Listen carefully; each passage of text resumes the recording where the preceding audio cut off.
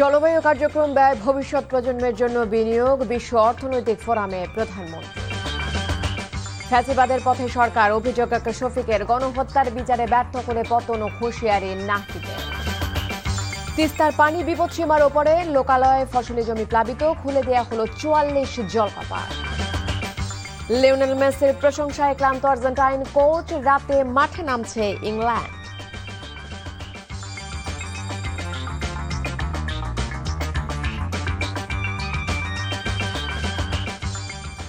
আসসালামু আলাইকুম, তাসরিমা নাহিদ আমন্ত্রণ জানাচ্ছি এনটিভির রাতের খবরে। ক্রাউন সিমেন্ট শিরোনাম দেখছিলেন, জানাবো পুরো খবর।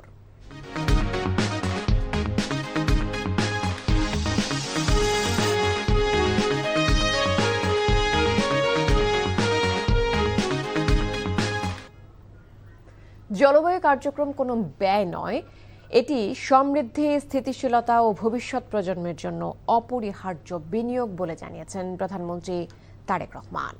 চীনের দালিয়ানে ওয়ার্ল্ড ইকোনমিক ফোরাম আয়োজিত সামার দাভোস 2026 সম্মেলনে climate leadership in a shifting global landscape শীর্ষক সেশনে একথা বলেন প্রধানমন্ত্রী। হোটেল সাংগ্রিলায় সংবাদ সম্মেলনে একথা জানান প্রধানমন্ত্রীর উপদেষ্টা ও প্রধানমন্ত্রীর কার্যালয়ের মুখপাত্র মাহদি আমিন। জানান, সামার দাভোসে প্রধানমন্ত্রীর অংশগ্রহণ বিদেশি বিনিয়োগ আকর্ষণ, কর্মসংস্থান সৃষ্টি এবং বাংলাদেশের বৈশ্বিক অবস্থানকে আরও শক্তিশালী করার সুযোগ তৈরি করছে। চীন থেকে রিপোর্ট করছেন হাসান মাহমুদ।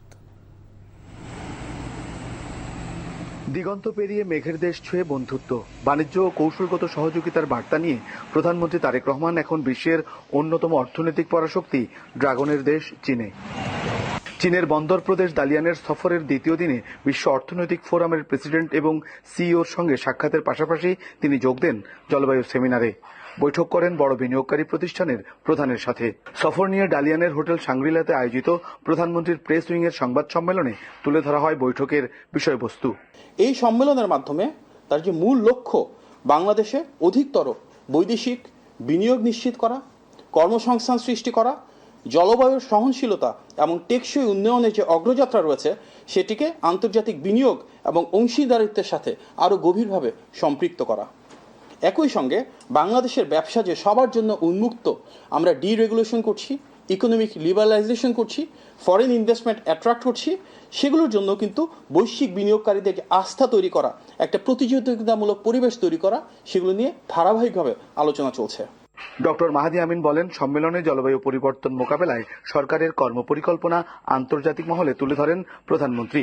বলেন, অংশগ্রহণ, সমতা, ন্যায্যতা ও ভারসাম্যপূর্ণ পররাষ্ট্রনীতির মাধ্যমে বাংলাদেশ বিশ্ব দরবারে আরও দৃঢ় ও সম্মানজনক অবস্থান নিশ্চিত করছে। আগামী 5 বছরে 20,000 কিলোমিটার নদী ও খাল খনন এবং পুনঃখনন, পদ্মা ও তিস্তা অববাহিকার পানি ব্যবস্থাপনা উন্নয়ন, 5 বছরে 25 কোটি বৃক্ষরোপণ, সবুজ শিল্পের বিকাশ, পাট শিল্প ও পরিবেশ বান্ধব ইলেকট্রিক ভেহিকেল চালু এবং নবায়নযোগ্য জ্বালানির শতকরা 20% উন্নতি করার যে লক্ষ্যমাত্রা, সেটি তিনি বিশ্ব দরবারে বাংলাদেশের পক্ষ থেকে উপস্থাপন করেছেন।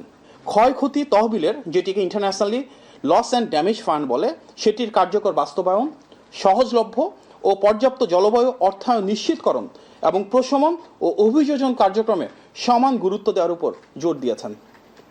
তিনি জলবায়ু সংকট মোকাবেলায় বৈশ্বিক সংহতি, প্রযুক্তি হস্তান্তর ও যৌথ দায়িত্ববোধের ভিত্তিতে কার্যকর আন্তর্জাতিক সহযোগিতার আহ্বান জানিয়েছেন। তার এই আহ্বান আন্তর্জাতিক সম্প্রদায়ে যারা রয়েছেন তাদেরকে অনুপ্রাণিত করেছে। আগামীকাল চীনের প্রধানমন্ত্রী লি কিয়াং এর আমন্ত্রণে দালিয়ান থেকে বুলেট ট্রেনে বেইজিং এর উদ্দেশ্যে রওনা করবেন সরকার প্রধান। বিশ্ব অর্থনৈতিক ফোরামের সভায় অংশ নিয়ে প্রধানমন্ত্রী তারেক রহমান বললেন, বাংলাদেশের মতো জলবায়ুর ঝুঁকিতে থাকা দেশগুলোর পাশে দাঁড়াতে হবে উন্নত দেশগুলোকে। পাশাপাশি 2030 সালের মধ্যে নবায়নযোগ্য জ্বালানিকে 20% উন্নতিকরণের ব্যাপারেও গুরুত্ব আরোপ করলেন বাংলাদেশের প্রধানমন্ত্রী। Hasan Mahmud, NTV news, China. দর্শক, এই মুহূর্তে চীনের ডালিয়ানে আছেন স্পেশাল করেসপন্ডেন্ট হাসান মাহমুদ, সরাসরি যুক্ত হচ্ছে তার সাথে। হাসান, আমরা সংবাদে যেমনটা জানিয়েছি, বেশ কিছু বিষয় প্রধানমন্ত্রী তুলে ধরেছেন, বৈদেশিক বিনিয়োগ, কর্মসংস্থান, ব্যবসায়ী বিনিয়োগ সহ আরো অনেকগুলো বিষয়ে তিনি পরিকল্পনার কথা তুলে ধরেছেন। তার পরবর্তী কর্মসূচি কি আমাদের জানাতে পারবেন? প্রধানমন্ত্রী তারেক রহমান ঠিকই বলেছেন আপনি যে প্রধানমন্ত্রী তারেক রহমান চীনের ডালিয়ানে রয়েছেন। আজকে সেখানে রাত্রি যাপন করবেন এবং দিনভর যে অনুষ্ঠানমালা তিনি অংশগ্রহণ করেছেন যে বিষয়গুলোতে, বিশেষ করে বৈঠক ওয়ার্ল্ড ইকোনমিক ফোরামের, সেই ওয়ার্ল্ড ইকোনমিক ফোরামের বৈঠক কিন্তু কালকেও রয়েছে এবং সেইখানে তিনি আবারও অংশগ্রহণ করবেন। সেখানে হয়তো তিনি সেই অনুষ্ঠানে, সেই ফোরামে বক্তৃতা দিতে পারেন। তো মূল বিষয়টি হচ্ছে যে ইকোনমিক ফোরামের সম্মেলনে অংশগ্রহণ করার মধ্য দিয়ে বাংলাদেশ আসলে এই অঞ্চলের আর্থসামাজিক উন্নয়নে যে জোট রয়েছে সেই জোটের সাথে একসাথে কাজ করতে চায় এবং বাংলাদেশ বলেছে যে ওয়ার্ল্ড ইকোনমিক ফোরাম যাতে এই অঞ্চলের অর্থনৈতিক এবং আর্থসামাজিক উন্নয়নে এই দেশগুলোর সাথে একীভূত হয়ে কাজ করে, এটি একটি বিষয়। আর যে বিষয়টি আপনাকে বলতে চাই সেটি হচ্ছে যে এরপরে প্রধানমন্ত্রী দ্বিপাক্ষিক বৈঠকে অংশগ্রহণ করেছে এবং এরপরে আসলে জলবায়ু সম্মেলন, যেটা আসলে সবার দৃষ্টি আকর্ষণ করেছে, বিশেষ করে জলবায়ুর ক্ষতিকর প্রভাবে যেসব দেশগুলো ক্ষতিগ্রস্ত হচ্ছে সেই ক্ষতিগ্রস্ত দেশগুলোকে যাতে বিভিন্ন সময়ে সহায়তা দানে ধনী দেশগুলো এগিয়ে আসে, এটি একটি বার্তা প্রধানমন্ত্রী বিশ্ব নেতাদের উদ্দেশ্যে দিয়েছেন এবং তিনি বলেছেন যে জলবায়ু পরিবর্তনের কারণে বাংলাদেশ সহ যে এই দেশগুলো রয়েছে সেগুলোর প্রতি যাতে অন্য উন্নত দেশগুলো সহানুভূতিশীল হয় এবং তাদেরকে সহযোগিতায় এগিয়ে আসে, এটি একটি বিষয়। পাশাপাশি আগামীকালকেও দালিয়ানেই থাকবেন প্রধানমন্ত্রী তারেক রহমান এবং সেখানে ওয়ার্ল্ড ইকোনমিক ফোরামে আরও একটি বৈঠকে অংশগ্রহণ করবেন এবং এরপরে আসলে দুপুরের পরে, মধ্যাহ্ন ভোজনের পরে তিনি চলে আসবেন বেইজিংয়ে, চলে যাবেন বেইজিংয়ে। বেইজিংয়ে যাওয়ার পরে তার অনেকগুলো কর্মসূচি রয়েছে, যেহেতু রাজধানী বেইজিং এবং এখানে শি জিনপিং এর সাথে বৈঠক রয়েছে, যদিও সেটি কালকে নয়, কিন্তু প্রধানমন্ত্রীর সাথে এখানকার বেইজিং অর্থাৎ চীনের প্রধানমন্ত্রীর সাথে তার মধ্যাহ্ন ভোজন রয়েছে এবং এইখানেও বেশ কয়েকটি বিষয় প্রাধান্য পাবে। বিশেষ করে চীন সফরকে কেন্দ্র করে বাংলাদেশ এবং চীনের মধ্যকার সম্পর্ক উন্নয়নের পাশাপাশি চীনের সাথে বেশ কিছু বিনিয়োগ, অর্থাৎ বাংলাদেশে বিনিয়োগের ব্যাপারে, বিনিয়োগ আকৃষ্টকরণের ব্যাপারেও নিশ্চয়ই তারেক রহমান সেই সম্মেলনে শি জিনপিং এর সাথে আলোচনায়, বৈঠকে সেই বিষয়গুলো তুলে ধরবেন এবং দুই দেশের সম্পর্ক উন্নয়নের পাশাপাশি বিনিয়োগ বৃদ্ধি এবং সেই ক্ষেত্রে বিনিয়োগ বৃদ্ধির সাথে সাথে অর্থনৈতিক গতিশীলতা আনয়নের জন্য কথা বলবেন। আজকে যে আলোচনা, সেই আলোচনাগুলোতে কিন্তু জ্বালানি নিরাপত্তার কথা উঠে এসেছে এবং প্রধানমন্ত্রী তারেক রহমান যেমন বলেছেন যে জ্বালানি নিরাপত্তার ক্ষেত্রে বিশেষ করে নবায়নযোগ্য জ্বালানির কথা বলেছেন এবং তিনি বলেছেন যে নবায়নযোগ্য জ্বালানিকে বাংলাদেশ কিভাবে প্রাধান্য দিচ্ছে, সেই জন্য বাংলাদেশ গেল বাজেটে কিন্তু নবায়নযোগ্য জ্বালানির উপর বিশেষ সৌর কর কিন্তু প্রত্যাহার করেছে এবং এই বিষয়গুলোকে প্রাধান্য দিতে চায় এবং সেই লক্ষ্য নিয়ে বাংলাদেশ কিন্তু সামনের দিকে এগিয়ে যাচ্ছে বলে সেই বাজেটে সেই বিষয়গুলো রাখা হয়েছে। তো সব মিলিয়ে আগামী দুদিনও তারেক রহমান বাংলাদেশের প্রধানমন্ত্রী চীন সফরে অনেক গুরুত্বপূর্ণ দিন অতিবাহিত করবেন এবং ব্যস্ততম সময় কাটাবেন। এর মধ্য দিয়ে তিস্তা মহাপরিকল্পনার কথা বলা হচ্ছে, মংলা সমুদ্র বন্দর রয়েছে, রেল বাংলাদেশে রেলকে উন্নয়ন করার বিষয়গুলো প্রাধান্য পাবে বলেই ধারণা করছেন সংশ্লিষ্টরা। তো কালকেই এই বেইজিংয়ে কিন্তু তারেক রহমান যাবেন। দর্শক, ওয়ার্ল্ড ইকোনমিক ফোরামে অংশ নিতে চীন সফর করছেন প্রধানমন্ত্রী তারেক রহমান। তার পরবর্তী কর্মসূচি সম্পর্কে জানাচ্ছিলেন সহকর্মী হাসান মাহমুদ। প্রধানমন্ত্রীর চীন সফরে সৌর বিদ্যুৎ খাতে একটি গুরুত্বপূর্ণ চুক্তি হবার সম্ভাবনার কথা জানিয়েছেন জাতীয় সংসদের সরকারি দলের চিফ হুইপ নুরুল ইসলাম মনি। সকালে রাজধানীর গুলশানের একটি হোটেলে centre for policy dialogue CPD আয়োজিত জাতীয় বাজেট ও নবায়নযোগ্য জ্বালানি বিষয়ক আলোচনায় তিনি এই তথ্য জানান। বলেন, সাধারণ মানুষের জীবনযাত্রার ব্যয় সহনীয় রাখতে জ্বালানি খাতসহ বিভিন্ন ক্ষেত্রে কর ছাড় দিয়েছে সরকার। পাশাপাশি অব্যাহত রাখা হয়েছে প্রয়োজনীয় ভর্তুকি সহায়তা। তিনি জানান, জ্বালানিতে স্বয়ংসম্পূর্ণ হতে অচিরেই নবায়নযোগ্য জ্বালানি খাতে আরও বিস্তৃত কর সুবিধা ঘোষণা করা হতে পারে। তিনি আরও বলেন, টেকসই উন্নয়ন ও জ্বালানি নিরাপত্তা নিশ্চিত করতে বিকল্প শক্তির উৎস ব্যবহারে সরকার বিশেষ গুরুত্ব দিচ্ছে। এ খাতে বেসরকারি বিনিয়োগ উৎসাহিত করার পাশাপাশি উদ্যোক্তাদের প্রয়োজনীয় নীতি সহায়তা ও প্রণোদনা দেবার উদ্যোগও অব্যাহত রয়েছে। দেশকে দুর্নীতি ও ফ্যাসিবাদের ভাইরাস মুক্ত করতে আরেকটি বিপ্লব অনিবার্য বলে মন্তব্য করেছেন জামায়াতে ইসলামের আমির ও বিরোধী দলীয় নেতা ডাক্তার শফিকুর রহমান। এ সময় নতুন বিপ্লবের জন্য সবাইকে প্রস্তুত থাকার আহ্বানও জানান তিনি। 11 দলীয় ঐক্য আয়োজিত সমাবেশে ফ্যাসিবাদ মুক্ত দেশ গড়তে জুলাই বিপ্লবের মতো মাঠে থাকার আহ্বান জানান নেতারা। তারা বলেন, গুম, খুন ও গণহত্যার বিচারে ব্যর্থ হলে বিএনপি সরকার কোনোভাবেই 5 বছর টিকতে পারবে না। জুবায়ের প্রধানের রিপোর্ট। পতিত স্বৈরাচার শেখ হাসিনার ফ্যাসিবাদী শাসনামলে সংঘটিত গুম, খুন ও গণহত্যা সহ জুলুম নিপীড়নের বিচার দাবিতে জামাত নেতৃত্বাধীন 11 দলীয় জোটের এই বিক্ষোভ সমাবেশ শুরুর আগেই কানায় কানায় পূর্ণ হয়ে ওঠে রাজধানীর বিজয়নগর পানির ট্যাঙ্কি এলাকা। সমাবেশ স্থল থেকে নিয়ে জনসমাগম ছাড়িয়ে যায় কাকরাইল ও পল্টন এলাকায়ও। ব্যানার, প্লেকার্ডে গুম খুনের বিচার দাবির সঙ্গে গণভোটের রায় বাস্তবায়নের স্লোগান ছিল নেতাকর্মীদের কণ্ঠে। সমাবেশে জামাত আমির ডাক্তার শফিকুর রহমান অভিযোগ করেন, আগে আওয়ামী লীগ আমলের বিভিন্ন অপরাধের বিচার দাবি করলেও ক্ষমতায় গিয়ে বিচারহীনতার সংস্কৃতি থেকে বের হতে পারছে না বিএনপি। গুম, খুন ও গণহত্যার বিচারে ব্যর্থ হলে তা ক্ষমতাসীনদের বিদায়ের রাস্তা তৈরি করবে বলেও হুঁশিয়ারি দেন তিনি। বন্ধুরা, বাংলাদেশ কিন্তু বারবার বিপ্লবের সাক্ষী। আমরা পরিষ্কার বলে দিচ্ছি, হয় আপনারা বিচার নিশ্চিত করুন, না হয় আপনারা যাওয়ার রাস্তা খুঁজে বের করুন। এই ফ্যাসিবাদের ভাইরাস, চাঁদাবাজির ভাইরাস, দুর্নীতির ভাইরাস, দলীয় শাসনের ভাইরাস, এই সকল ভাইরাস মুক্ত করার জন্য আরেকটি বিপ্লব অনিবার্য হয়ে উঠেছে। দেশে আর কখনো ফ্যাসিবাদ কায়েম করতে দেয়া হবে না জানিয়ে 11 দলের নেতারা বলেন, জীবন দিয়ে হলেও ফ্যাসিবাদের পুনরুত্থান ঠেকিয়ে দেওয়া হবে। গণভোটের রায় বাস্তবায়ন না হলে জনগণ কঠোর আন্দোলনে নামবে বলেও জানান তারা। গণহত্যার মাধ্যমে আওয়ামী লীগ বিচারের কাঠগড়ায় দাঁড়িয়েছে, আর সংস্কার বাস্তবায়ন না করার ফলে বিএনপি জনগণের কাঠগড়ায় দাঁড় হয়েছে। এই দুই শক্তির বিরুদ্ধে আমাদেরকে এখন সমানভাবে লড়াই চালিয়ে যেতে হবে। গণহত্যাকারী ফ্যাসিস্ট শেখ হাসিনা কোথায়? তাদের দেশে নিয়ে এসে ফাঁসির কাস্টে ঝুলানোর জন্য এই সরকারের পক্ষ থেকে কোনো পদক্ষেপ দেখা যাচ্ছে না। যে রক্ত দিয়ে আমরা জুলাই বিপ্লব ঘটিয়েছি, যে রক্ত দিয়ে ফ্যাসিবাদকে বিতাড়িত করেছি, জীবন দিয়ে হলেও বাংলার মাটিকে ফ্যাসিবাদ মুক্ত রাখবো ইনশাআল্লাহ। জুলাই গণহত্যার বিচারে আন্তর্জাতিক অপরাধ ট্রাইব্যুনালের বর্তমান চিফ প্রসিকিউটর ব্যর্থ জানিয়ে তার পদত্যাগ দাবি করা হয় সমাবেশে। এছাড়া জুলাই জাতীয় জাদুঘর জনসাধারণের জন্য দ্রুত উন্মুক্ত করার দাবিও করেন নেতারা। জুবায়ের প্রধান, এনটিভি নিউজ, ঢাকা। কার্যক্রম নিষিদ্ধ আওয়ামী লীগের প্রতিষ্ঠাবার্ষিকী উপলক্ষে যে কোনো ধরনের নাশকতা ঠেকাতে রাজধানী ঢাকা সহ 6 জেলায় মোতায়েন রয়েছে সেনাবাহিনী, পাশাপাশি তৎপর আইন শৃঙ্খলা বাহিনীর সদস্যরা। দেশের বিভিন্ন স্থান থেকে দলটির অর্ধশতাধিক নেতাকর্মীকে গ্রেপ্তার করা হয়েছে। এদিকে আওয়ামী লীগের নাশকতা প্রতিহত করতে রাজধানী সহ সারা দেশে বিক্ষোভ মিছিল করেছে বিএনপি সহ সহযোগী সংগঠনের নেতাকর্মীরা। আরো জানাচ্ছেন আপেল শাকরিয়ার। রাজধানী নয়াপল্টনে কার্যক্রম নিষিদ্ধ আওয়ামী লীগের নাশকতা প্রতিহত করতে বিক্ষোভ মিছিলের আয়োজন করে বিএনপি।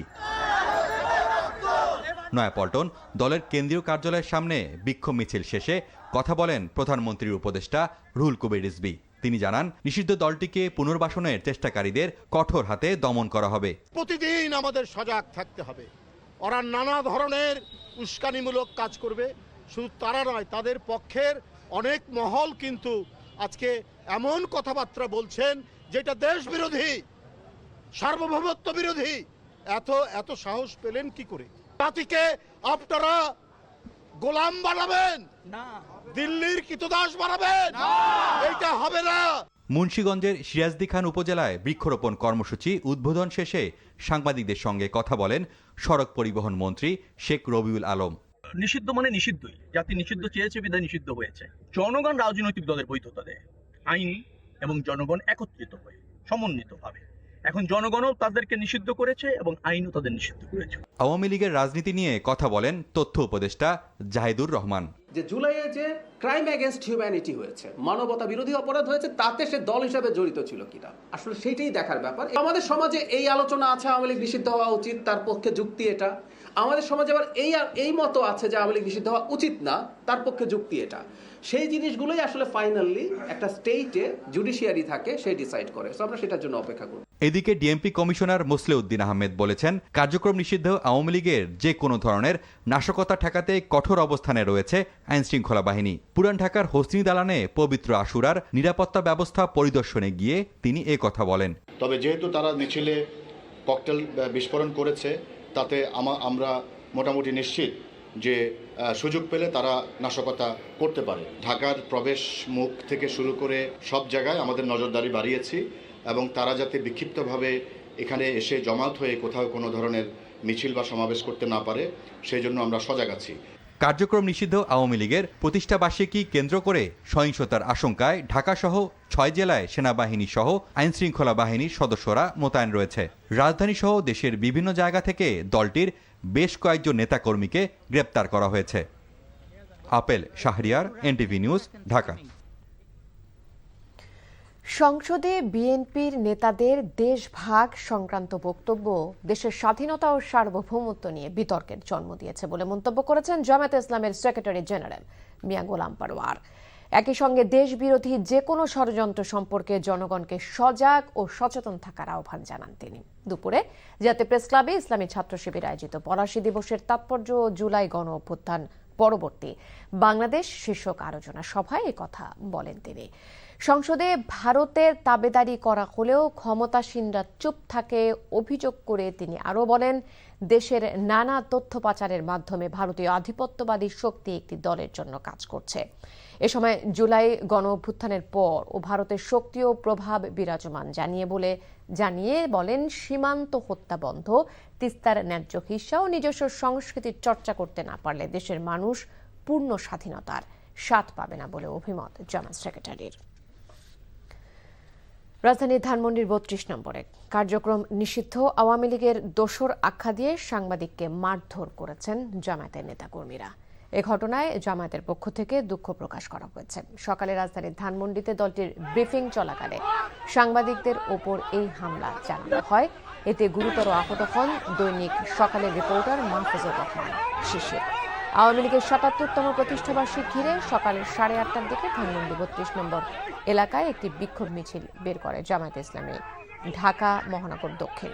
মিছিল শেষে ব্রিফিং চলাকালে জামায়াত নেতাকর্মীদের সঙ্গে সাংবাদিকদের বাকবিতণ্ডায় এক পর্যায়ে মারধরের ঘটনা হয়।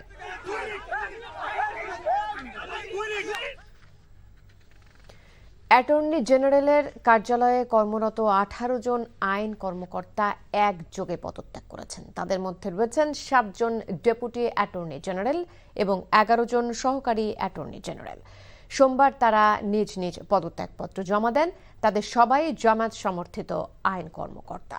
মঙ্গলবার পদত্যাগকারী deputy attorney general Yusuf Ali গণমাধ্যমে বিষয়টি নিশ্চিত করে বলেন, জুলাই সনদ বাস্তবায়নে তারা বর্তমান সরকারকে সহযোগিতা করে আসছিলেন, কিন্তু সনদ বাস্তবায়ন থেকে বর্তমান সরকার পিছিয়ে এসেছে, তাই তারা পদত্যাগ করেছেন। পদত্যাগকারী ডেপুটি অ্যাটর্নি জেনারেলরা হলেন ইউসুফ আলী, শফিকুর রহমান, আব্দুল করিম, ফরিদউদ্দিন খান, গোলাম রহমান ভূঁইয়া, আসাদউদ্দিন ও তারিকুল ইসলাম। এছাড়াও আরও 11 জন সহকারী অ্যাটর্নি জেনারেল পদত্যাগ করেছেন। উজানে ঢল ও ভারী বৃষ্টিপাতে রুদ্রমূর্তি ধারণ করে বিপদসীমার ওপরে প্রবাহিত হচ্ছে উত্তরাঞ্চলের জীবনরেখা তিস্তা নদীর পানি। খুলে দেওয়া হয়েছে তিস্তা ব্যারেজের 44টি জলকপাট। পানি ঢুকে পড়ায় প্লাবিত হচ্ছে নীলফামারী, লালমনিরহাট, রংপুর, গঙ্গাচড়া, মহিপুর ও কুড়িগ্রামের চর ও নিম্নাঞ্চল। সকাল থেকে বাড়া কমার মধ্যে পানি প্রবাহ থাকলেও বিকেলে গর্জে ওঠে তিস্তা। নীলফামারীর ডালিয়া পয়েন্টে বিপদসীমার 1 সেন্টিমিটার ওপর দিয়ে প্রবাহিত হচ্ছে নদীর পানি। তলিয়ে যাচ্ছে তিস্তা পাড়ের শত শত চরের ফসলি জমি, বসতভিটা, রাস্তাঘাট। উজান থেকে আসা ঢলে সম্ভাব্য বন্যার আশঙ্কায় দুশ্চিন্তায় নদী পাড়ের মানুষ।